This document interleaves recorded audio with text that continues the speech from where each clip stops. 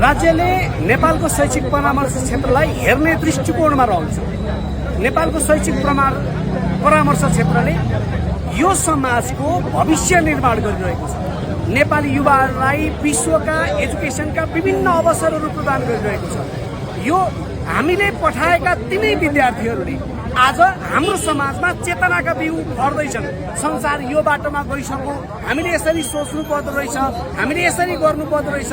एउटा विद्यार्थीले विदेशमा गएपछि आर्जन गर्ने आत्मसम्मान, आत्मविश्वास अनि उनले चेतनाको जुन बिउ हाम्रो समाजमा फर्किरहेको छ त्यो भोलिको हाम्रो समाजको आधार हो, हाम्रो समाजको उन्नत समाजको आधार हो। हाम्रा सेक्टरमा रहेका अनगिन्ती समस्याहरूलाई एड्रेस गर्नका लागि नेपाल शैक्षिक परामर्श इक्यान लगायत सम्पूर्ण सङ्घ संस्थाहरू हामी नियम मागिरहेका छौँ, कानुन मागिरहेका छौँ। तर आजको दिनमा हामी 30औं वर्षदेखि यो समाजमा सेवा गरिरहेको आजको पुस्तालाई, हाम्रो अनुभवलाई, हाम्रो योगदानलाई बिर्सिएर एकलौटी रूपले नेपालको शैक्षिक परामर्श क्षेत्रलाई सिद्ध्याउने कुचित मनसायले यो जुन नियावली आएको छ, नेपाल शैक्षिक परामर्श सङ्घ लगायत सम्पूर्ण नेपालमा शैक्षिक परामर्श क्षेत्रमा कार्यरत सम्पूर्ण साथीहरू यसको विरोध गर्दछौँ। हामी यो क्षेत्रका विज्ञ हौँ। कम्तीमा एकचोटि हामीसँग छलफल गरेर के गर्दा नेपालको शैक्षिक परामर्श क्षेत्र सही बाटोमा जान्छ, कस्ता खालका नियमहरू चाहिन्छन्, अबको 10 वर्ष पछाडि नेपाललाई शैक्षिक गन्तव्य बनाउने हो भने हाम्रै योगदान सबभन्दा महत्त्वपूर्ण हुन्छ।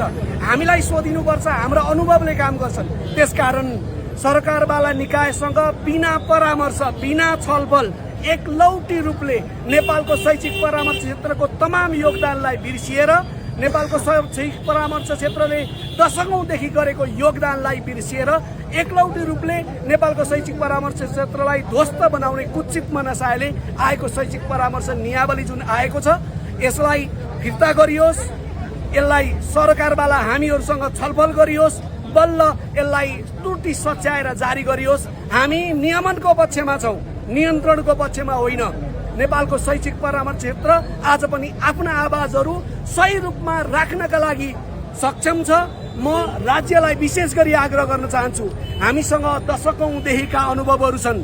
हामीलाई पनि नेपालको शैक्षिक परामर्श क्षेत्र अत्यन्त राम्रो रहोस्, नियमन रहोस्, अनुगमन होस् भन्ने हाम्रो पनि चाहना हो।